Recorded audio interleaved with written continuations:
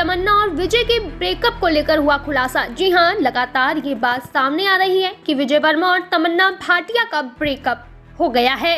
ऐसे में दोनों ने अपने सोशल मीडिया अकाउंट से एक दूसरे की तस्वीरें डिलीट कर दी हैं, लेकिन इन दोनों ने अभी तक एक दूसरे को अनफॉलो नहीं किया है।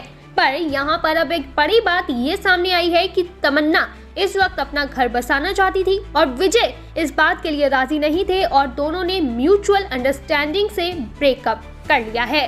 हालांकि ये ब्रेकअप जो है, म्यूचुअल अंडरस्टैंडिंग यहाँ पर जो आती है वो क्या है, वो आप जरूर बताइएगा मुझे, क्योंकि मुझे तो समझ नहीं आता। क्योंकि ये पहले रिलेशनशिप में आते हैं बिना किसी बातचीत के, बिना किसी सोचे समझे, और अचानक ही घर बसाने की या फिर आगे बढ़ने की बात होती है तो या तो ये डाइवोर्स ले लेते हैं या फिर ब्रेकअप कर लेते हैं। हालांकि इस बात में कितनी सच्चाई है, दोनों का ब्रेकअप कितना सच्चा है, इस बात का दावा गप्पू ताई नहीं करती, क्योंकि लगातार ये खबरें जो है, ये अफवाहें कह सकते हैं, ये लगातार सामने आ रही हैं। ऐसे में फिलहाल एक बड़ी बात ये सामने आई है। पिंकविला की रिपोर्ट में ये दावा किया गया है कि द लस्ट स्टोरी 2 स्टार्स अलग हो गए हैं।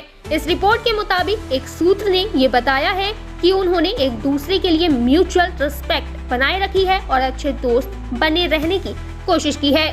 दरअसल तमन्ना अब यहाँ पर घर बसाने की जो कोशिश है उसमें लगी हुई है। वो चाहती है कि उनका घर बस जाए।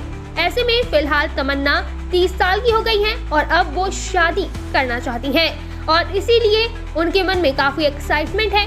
और इसी वजह से एक न्यूज पोर्टल में ये दावा किया गया है कि कहीं ना कहीं जो तमन्ना है वो चाहती थी कि विजय उनसे शादी कर ले, दोनों घर बसा लें, और इसी वजह से दोनों अलग हो गए क्योंकि विजय इस बात के लिए राजी नहीं थे। हालांकि इन दोनों के रिश्ते पर आपका क्या कहना है? इस तरीके के जो ब्रेकअप है वो इनके फैंस के लिए किस तरीके से साबित होंगे, इनका फैंस पर क्या प्रभाव पड़ेगा और आने वाली जनरेशन इनसे भला क्या सीखेगी, इसके बारे में कमेंट में जरूर बताइएगा। और साथ ही ये भी बताना ना भूले कि क्या अब ये जो फैंस हैं, यानी कि जितने भी लोग हैं जो इनको पसंद करते हैं, उनको इनकी जो रिलेशनशिप है उसको सीरियसली लेना चाहिए या फिर नहीं।